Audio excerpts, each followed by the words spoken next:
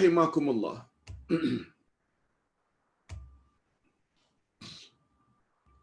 Pertanyaan yang pertama. Safar otai safar. Ustaz, sekurang-kurangnya salat witir dibikin 1 rakaat.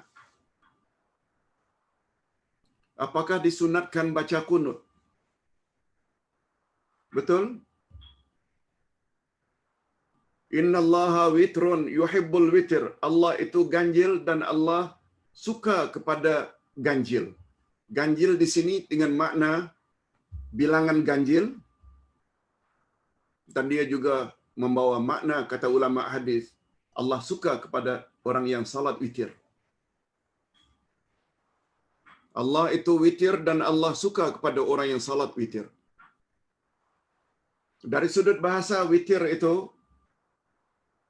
maknanya ganjil. Ustaz ada tulis di dalam buku Ustaz, Himpunan Salat-salat Sunat Rasulullah sallallahu alaihi wasallam. Ada 11 cara kita melaksanakan salat witir. Boleh 3, boleh 5, boleh 7, boleh 9, boleh 11, boleh 13. Dan bilangan-bilangan itu boleh 3, 1, boleh 3, boleh 4 dan 1 jadi 5, boleh 2 dan 1 jadi 3, boleh 6 dan 1 jadi 7, atau boleh 4 tambah 3 juga 7. Mana-mana cara semua dibolehkan. Dan witir yang paling sedikit adalah 1. Sabda Nabi, apabila kamu rasa azan subuh sudah sangat hampir, maka lakukanlah salat witir hanya 1 rakaat.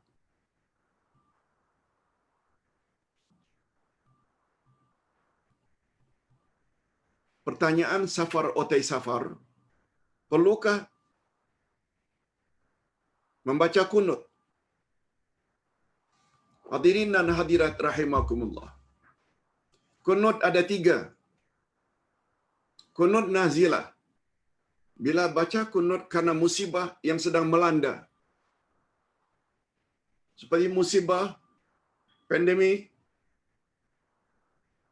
COVID-19, ini musibah. Oleh sebab itu, kalau ada arahan supaya kunut nazilah, itu dianggap wajar saja. Sebab ini musibah. Umat Islam umpamanya di Gaza atau di Syria dibantai oleh orang kafir atau oleh orang Syiah, kunut nazilah dan lain-lain. Kunut nazilah. Nazilah maknanya yang turun, iaitu musibah. Yang kedua, kunut subuh. Para ulama berbeza pendapat. Ada yang mengatakan sunat, ada yang mengatakan tak payah baca.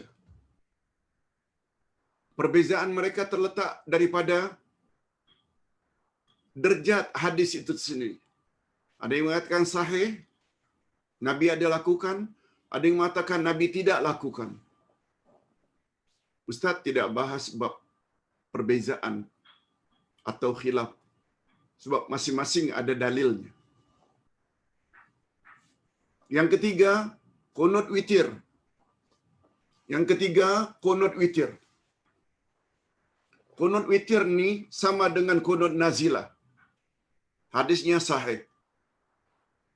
Oleh sebab itu, walau 1 rakaat kita buat kunut, boleh. 3 rakaat yang terakhir, rakaat terakhir setelah bangkit dari rukuk, kunut, boleh.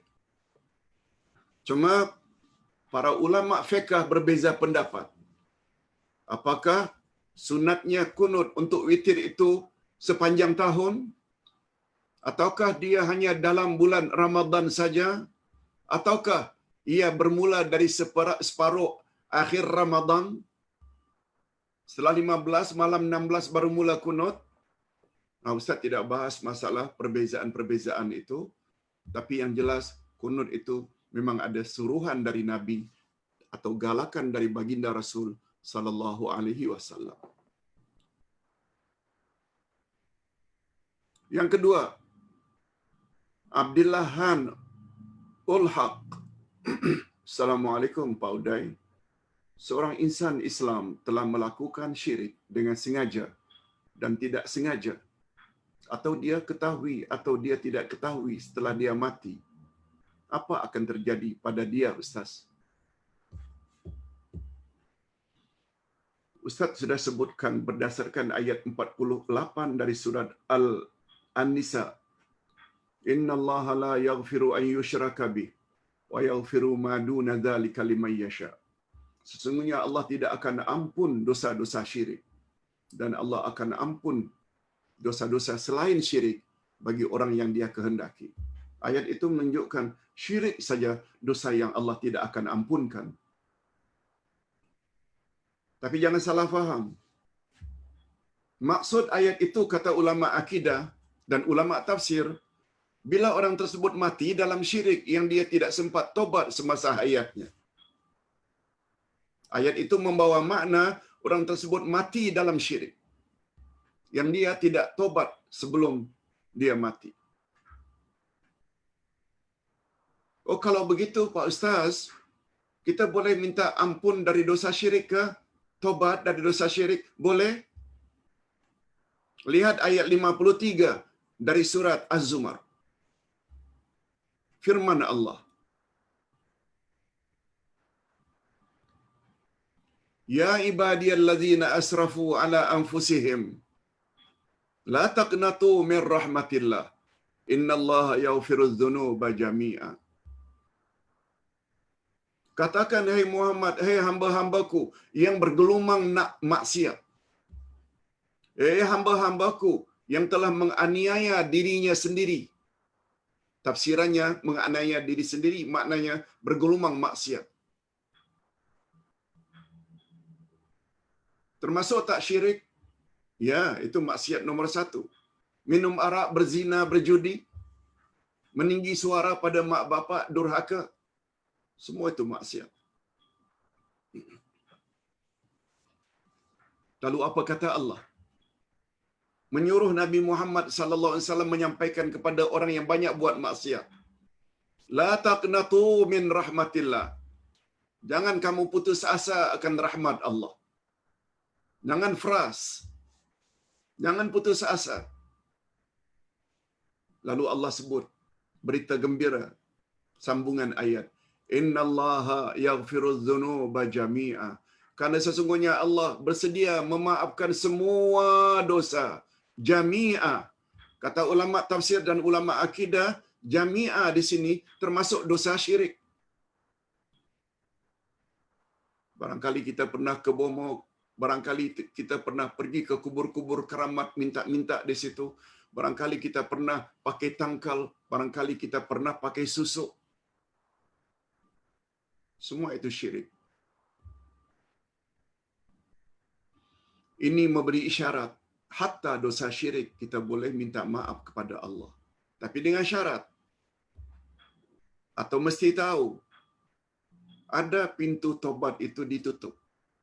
Ada ketikanya pintu tobat itu ditutup, yaitu ketika nazak. Sebab Nabi bersabda, innallaha yaqbalu taubatal abdi ma lam yatagharghar. Sesungguhnya Allah bersedia memaafkan dosa hamba-hambanya selagi belum sampai ke peringkat nazak. Tagharghar iaitu sudah sakaratul maut. Tagharghar ini diambil dari kata suara orang yang hendak mati bercampur lendir. Itu maknanya ketika itu pintu tobat ditutup. Ustaz ada tulis pada penghujung buku Ustaz, Akidah buku 1, doa yang paling bagus yang pernah diajar oleh Nabi.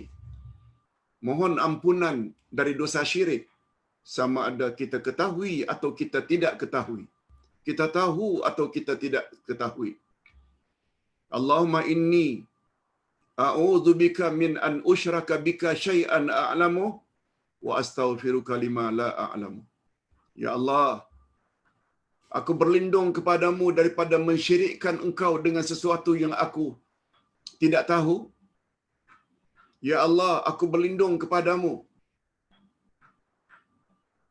Allahumma inni a'udzubika an usyrika bika syai'an a'lamu. Ya Allah, aku berlindung kepadamu daripada berbuat syirik yang aku tahu. Wa astaghfiruka lima la a'lamu.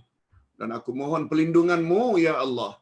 Dan aku mohon ampunanmu, ya Allah.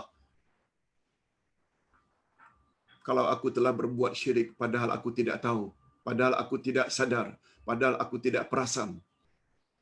Dengan doa itu, insya-Allah cover dosa-dosa syirik masa silam. Ustaz akan tulis insya-Allah sebentar lagi dalam Facebook.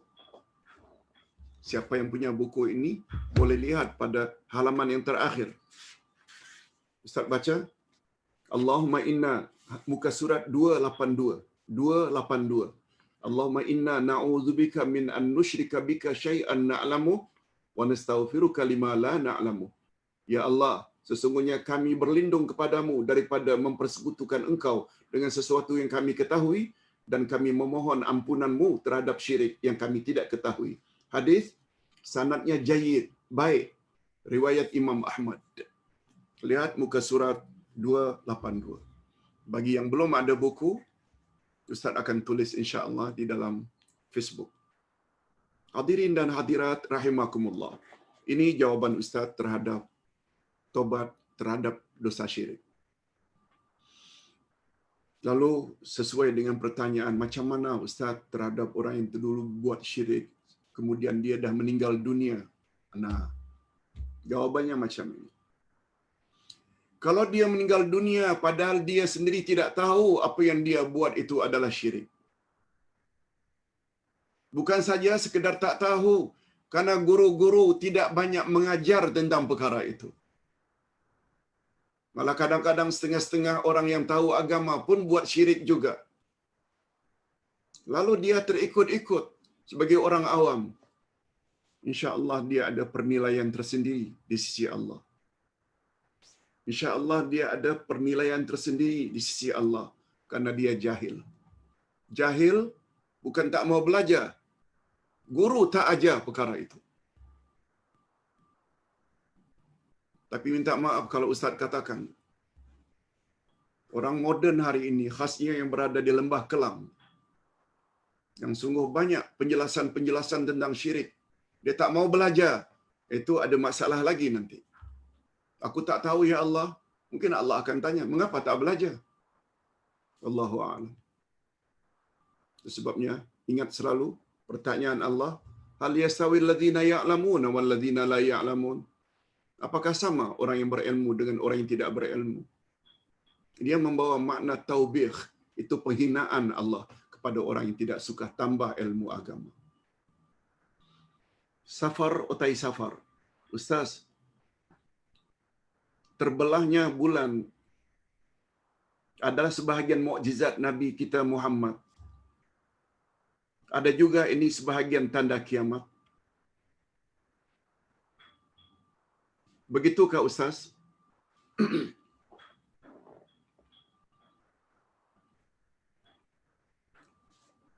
Tanda dekatnya kiamat ini bukan masalah terbelahnya bulan.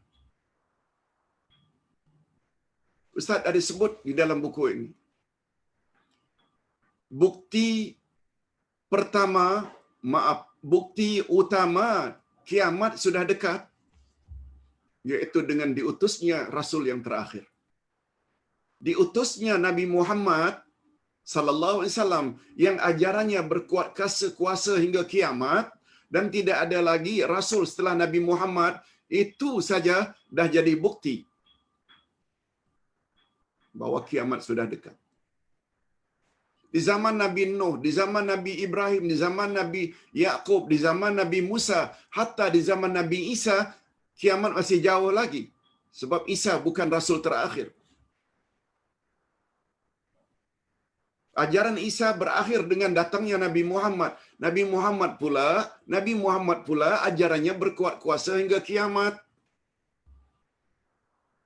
Itu saja dah menunjukkan bahawa kiamat dah hampir. Bagi kita pula dengan kiamat lagi dekat. Sebab Nabi yang diutus terakhir itu dah 15 abad berlalu. Nah, di sini juga rahasianya. Bahawa Al-Quran berbeza dengan Taurat dan Injil. Taurat dan Injil tak pernah mendapat jaminan tidak boleh dipalsukan.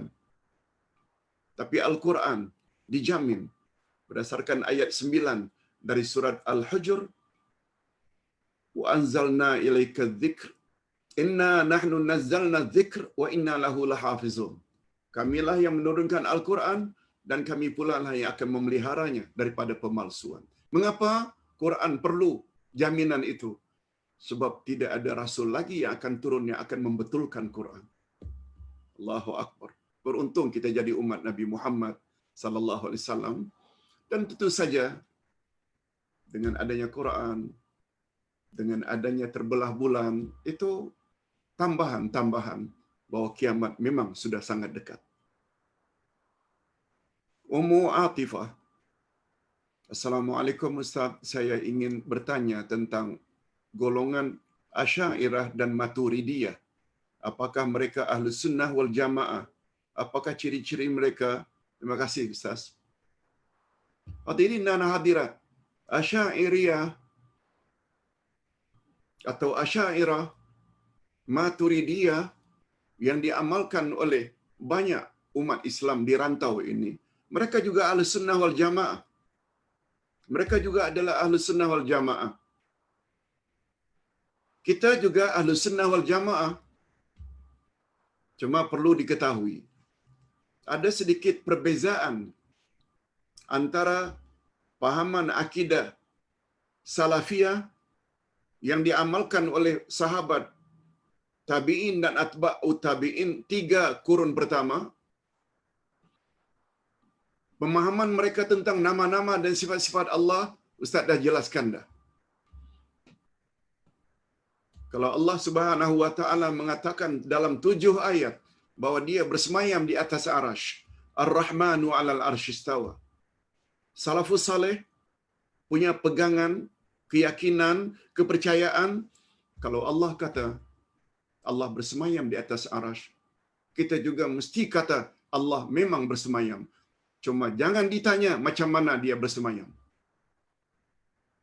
Kita tahu dia bersemayam karena Allah yang beritahu 7 ayat, bukan 1 2. Fahaman Asy'ariyah atau Maturidiyah takwilkan. Jangan kata bersemayam. Kita kena robah makna bersemayam kepada Allah memerintah. Istawa dengan makna istaula. Kalau Allah Subhanahu wa taala menyebut dia ada wajah, sebab begitu dalam Al-Quran disebut. Tangan Allah. Salafus saleh 3 kurun pertama meyakini Allah memang ada wajah. Cuma yang pasti wajah Allah berbeza dengan wajah makhluk. Allah ada tangan. Karena Allah yang beritahu, yadullahi fawqa aydihim. Wajhullah. Jangan tanya macam mana wajah Allah. Makhluk dengan makhluk saja. Monyet dengan singa sama-sama makhluk saja beza. Macam mana tidak samakan dengan wajah Allah? Tetapi golongan Asy'ariyah Maturidiyah jangan artikan dengan makna itu. Kita kena takwilkan kepada makna lain. Perbezaannya hanya sekitar itu.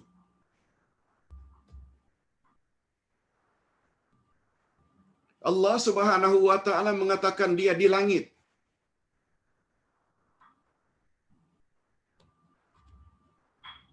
Itu sebabnya bila kita memohon, kita menghadap ke langit. Nabi Muhammad Isra Mi'raj menghala ke langit, bukan ke dasar laut. Bukan ke perut bumi, tapi ke langit. Lalu menemui Allah. Karena Allah kata, dia di langit. Kita katakan dia di langit. Langit dalam bahasa Arab maknanya atas. Mulut bahagian atas namanya langit-langit. Sudah diiktiraf oleh bahasa Melayu. shilling yang tidak begitu cantik lalu kita tutup dengan langit-langit. Allah Subhanahu wa taala di langit bukan bermakna kita kata Allah bertempat. Allah tidak bertempat. Tempat saja Allah yang menciptakannya. Cuma Allah beritahu pada kita bahwa dia di langit. Itu sebabnya seorang hamba sahaya yang pernah dipukul oleh tuannya dalam hadis sahih riwayat Imam Bukhari. Pertanyaan Nabi pertama-tama, "Aina Allah?" Wahai jariyah, hamba perempuan, di mana Allah? Dia jawab, "Allahu fis sama." Allah di langit. "Man ana?" Aku ni siapa? Kau kenal tak? "Anta Rasulullah." Engkau adalah pesuruh Allah. Lalu Rasulullah langsung berkata kepada majikan, "A'tiqha fa innaha mu'minah." Merdekakan hamba-Mu ini sebab dia adalah seorang hamba yang beriman pada Allah. Mengapa Nabi recommend dia beriman pada Allah? Berdasarkan jawabannya, itu Allah di langit, engkau adalah Muhammad Rasulullah. Bermakna Nabi setuju tak dengan jawaban itu? Okey. Pembahasan ini luas. Sila banyak baca buku, banyak bertanya, insya-Allah kita akan faham. Sebab Ustaz selalu beri panduan dalam meyakini nama dan sifat Allah. 3 panduan. Pertama, Allah Maha Ghaib. Kita tak nampak. Bila tak nampak, kita tak mampu mensifati Allah. Betul tak? Yes. Lalu macam mana Ustaz kita hendak mensifati Allah? Kita punya keyakinan, kita mesti punya keyakinan yang tahu tentang Allah adalah Allah. Apa implikasinya? Keyakinan yang paling tahu tentang sifat dan nama Allah adalah Allah. Apa implikasinya? Apa impaknya? Apa kesannya? Kesannya tidak boleh tidak. Apa saja yang Allah sebut tentang sifat dan namanya dalam Al-Quran, percaya sajalah. Mengapa mesti dirubah-rubah? Macam berlagak lebih tahu daripada yang punya diri. Allah kata dia bersemayam, katakan bersemayam. Cuma jangan tanya macam mana cara dia bersemayam. Itu hanya ada dalam ilmu Allah. Dan yang ketiga, yang paling tahu, manusia yang paling tahu tentang nama dan sifat Allah adalah Rasulullah. Itu sebabnya kata kalau Rasulullah sebut, Allah turun pada sepertiga akhir malam. Ada kata turun. Itu adalah sifat Allah. Macam mana Allah turun? Jangan tanya. Kalau kita pegang panduan ini, selamat akidah kita. Dan menunjukkan, mengetahui sifat Allah ini, perkara yang sangat mustahak. Ketika majikan tadi bawa hambanya, tolong ya Rasulullah, pastikan hambaku yang aku telah belasah ini, pukul ini, aku hendak memerdekakan dia. Dia mukminah ke atau tidak? Beriman ke tidak? Coba dengar. Coba tengok. Pertama-tama yang Nabi tanya, Aina Allah? Di mana Allah? Bukankah itu memberi makna mengetahui di mana Allah itu adalah sesuatu yang sangat mustahak?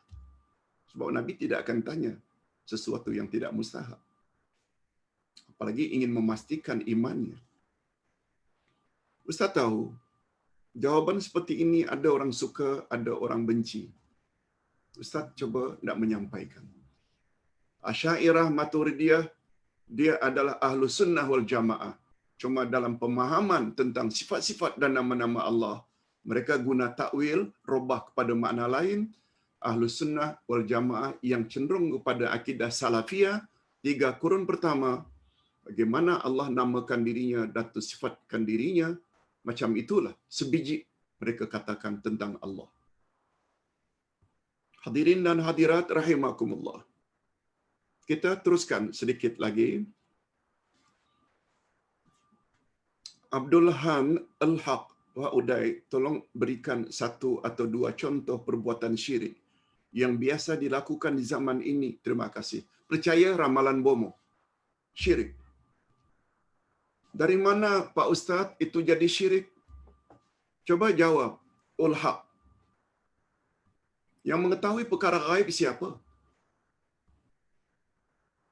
Itu sifat siapa mengetahui perkara ghaib, future.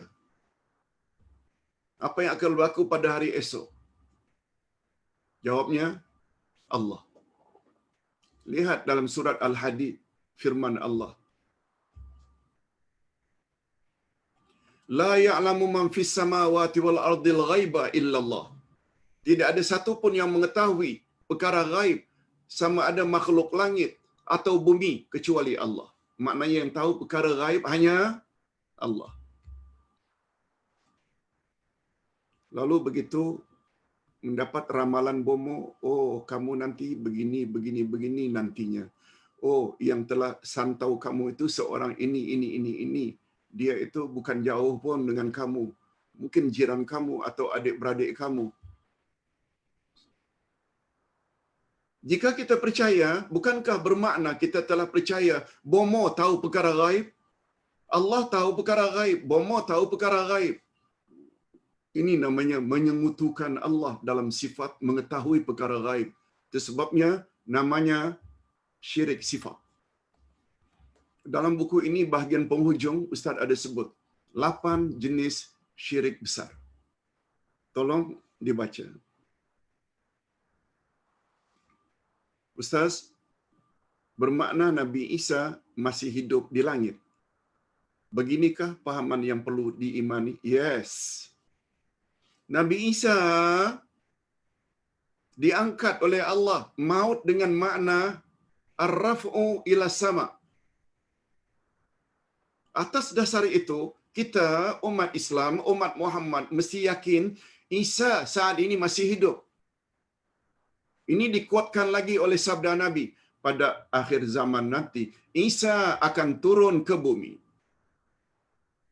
Macam mana dia turun kalau dia sudah mati? Ini bermakna Isa masih hidup. Macam mana kehidupannya di langit? Jangan tanya, itu bukan urusan kita. Tapi yang jelas, dia nanti akan turun ke langit. Akan memecahkan salib. Bekerja sama dengan Imam Mahdi untuk menghancurkan Dajjal. Semua itu adalah tanda-tanda dekat kiamat. Adanya turunnya Isa menunjukkan bahwa Isa masih hidup. Jangan tanya macam mana dia hidup di sana. Ustaz, pernahkah Nabi Isa mengetahui apa yang ada di dalam rumah seseorang? Apa yang dimakan pada zamannya? Yes. Kalau perkara itu dikatakan perkara gaib, Isa mengetahui perkara gaib, penjelasannya macam ini. Ustaz ada sebut di sini. Perkara gaib terbagi dua. Ada gaib hakiki dan gaib idhafi. Gaib hakiki maknanya gaib yang sebenar-benar gaib, tidak ada yang tahu kecuali hanya Allah. Contoh, bila kiamat akan terjadi. Gaib idhafi, yang kedua, gaib tambahan, ini diketahui oleh para rasul. Ini diketahui oleh para nabi.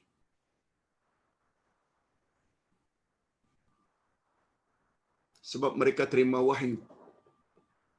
Allah boleh beritahu kepada nabi atau kepada rasul sebahagian perkara gaib. Itu sebabnya ketika nabi ditanya oleh malaikat Jibril, "Ya Muhammad, mata taqumus saah, bila kiamat akan terjadi?"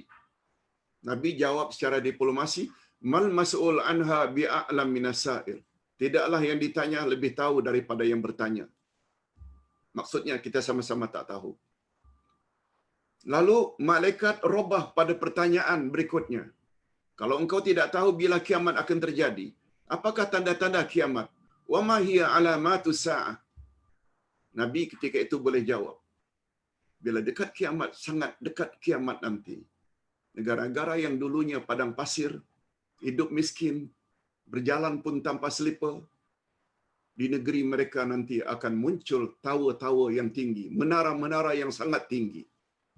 Sekarang dah terbukti, Dubai-nya, Khalif Tower, Jeddah buat lebih tinggi daripada Dubai, Kingdom Tower. Semuanya di negara-negara padang pasir. Wanita lebih ramai dari lelaki. Anak akan menjadikan ibunya sendiri sebagai hamba. Berapa banyak sekarang ini anak-anak yang memperhambakan maknya. Adapun Nabi Isa mengetahui beberapa perkara gaib. Antara lain,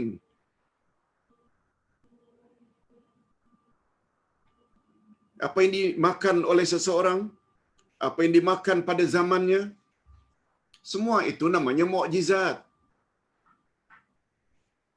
Selain Nabi Isa itu sendiri, boleh diberitahu oleh Allah beberapa perkara gaib melalui wahyu, karena beliau Rasul.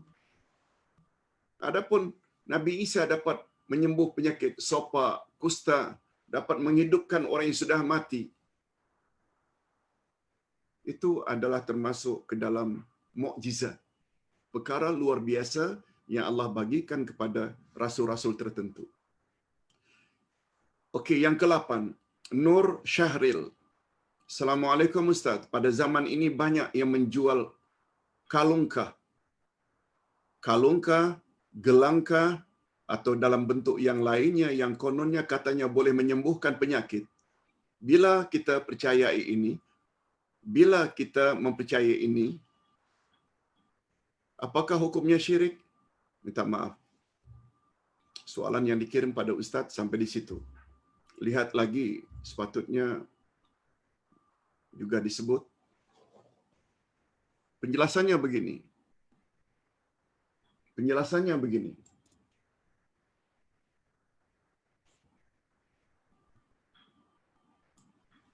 Ustaz jawab saja. Hadirin dan hadirat, sebab untuk hilangnya penyakit ada dua. Ada namanya sebab tabi'i, ada namanya sebab syar'i. Islam dibina di atas hukum sebab musabab. Islam dibina berdasarkan hukum sebab musabab. Cause and effect. Ustaz haus. Ustaz ambil air. Ini namanya ambil sebab. Bawa ke bibir. Ustaz hirup, telan. Itu namanya ambil sebab. Dengan berbuat demikian, datang hilangnya dahaga. Yang menghilangkan dahaga bukan air, tapi Allah.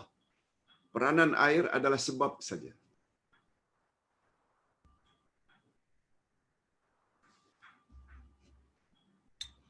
Bila lapar, kita makan. Bawa makanan ke mulut, kunyah dan telan. Itu maknanya kita ambil usaha. Dengan kita telan, datang kenyang. Yang mengenyangkan kita adalah Allah, bukan makanan. Makanan itu hanya sebab saja. Cuma sebab dalam ilmu akidah ada dua. Ada sebab tabi'i, ada sebab syar'i. Sebab tabi'i maknanya sebab yang boleh diusahakan seperti ambil air, seperti ambil makan, seperti ambil obat. Nah, dalam bab obat ini, dia berdasarkan pengalaman. Orang asli berlari-lari di dalam hutan tanpa sepatu, tanpa kasut. Lalu tersandung dengan duri tajam. Lalu luka. Obat-obat moden tak ada. Cuma mereka teringat nenek moyang mereka dulu suruh kunyah beberapa pucuk tumbuh-tumbuhan tertentu, kemudian tampal. Lalu darah berhenti mengalir. Nah, itu namanya sebab tabi'i. Sebab tabi'i. Semua kita tahu, hatta obat-obat moden hari ini pun sebenarnya prosesnya berasal daripada tumbuh-tumbuhan juga. Cuma diproses. Akhirnya jadi kapsul, akhirnya jadi tablet. Itu namanya sebab tabi'i. Sebab yang boleh kita usahakan. berdasarkan penyelidikan. Nah, satu lagi sebab, yaitu sebab syar'i.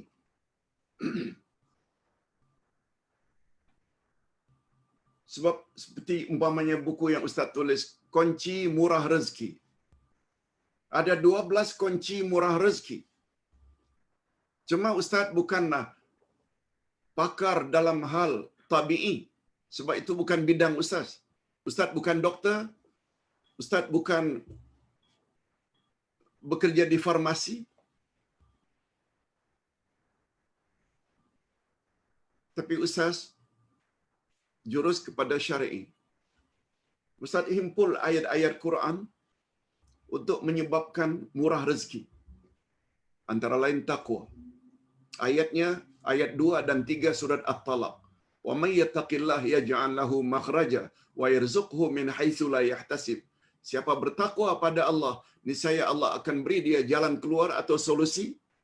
Dan yang kedua, Allah akan beri dia rezeki dari sumber yang dia tak sangka-sangka. Ayat itu menyebut, dengan ketakwaan, Allah akan murahkan rezeki kita. Yang kedua, silaturrahim. Hadis sahih riwayat Imam Bukhari.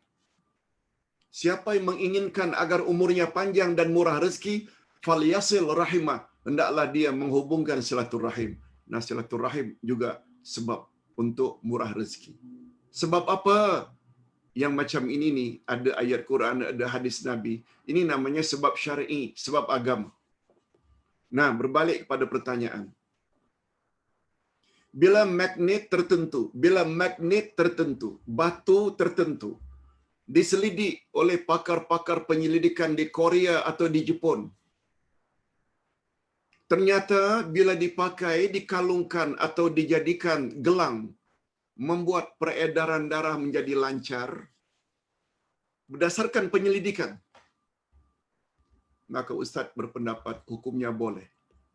Tapi kena ingat, yang melancarkan itu adalah kerja Allah. Yang ini sebab saja. Sebab ini termasuk sebab tabi'i. Karena dia diperolehi berdasarkan penyelidikan, research dan lain-lain. Wallahu a'lam. Ustaz pernah jawab pertanyaan ini dari pertanyaan jemaah kita dari Dubai lebih kurang 7 tahun yang lalu. Hadirin dan hadirat rahimakumullah.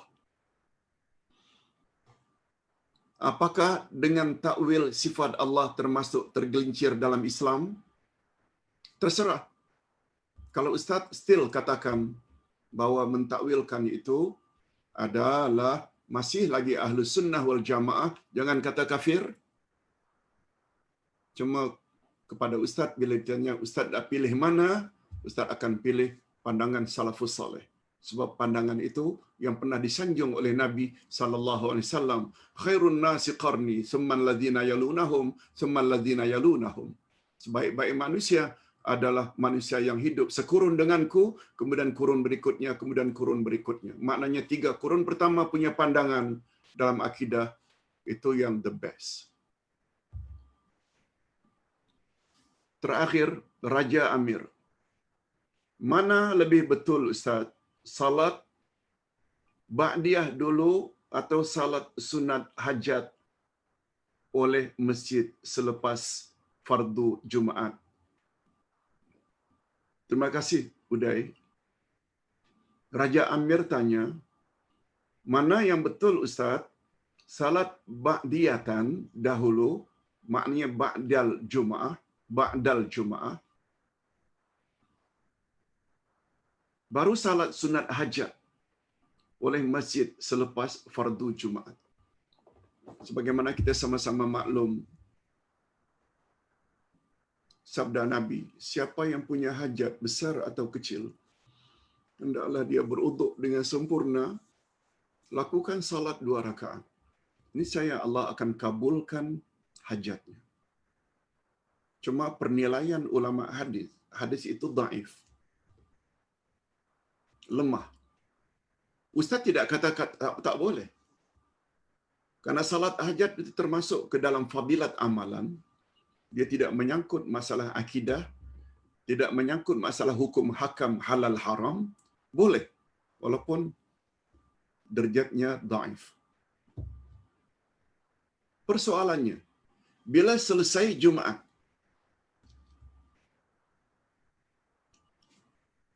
imam buat announcement bahawa kita akan buat salat wajib setelah Jumaat. Para ulama mengatakan ba'diyah Jumaat itu wujud. Wujud. Yang tidak ada dalilnya dari Nabi itu qabliyah, sebelum Jumaat. Dalilnya tak ada. Yang ada setelah Jumaat. Di mana yang lebih afdal? Salat sesudah Jumaat itu di masjid atau di rumah? Jawabnya, yang lebih afdal adalah di rumah.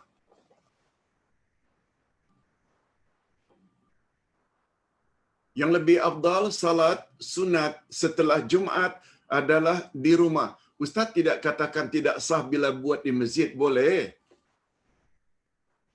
Oleh sebab itu, bila selesai saja imam memberi salam, wirid sejenak, lalu dia pun memulai salat sunat hajat.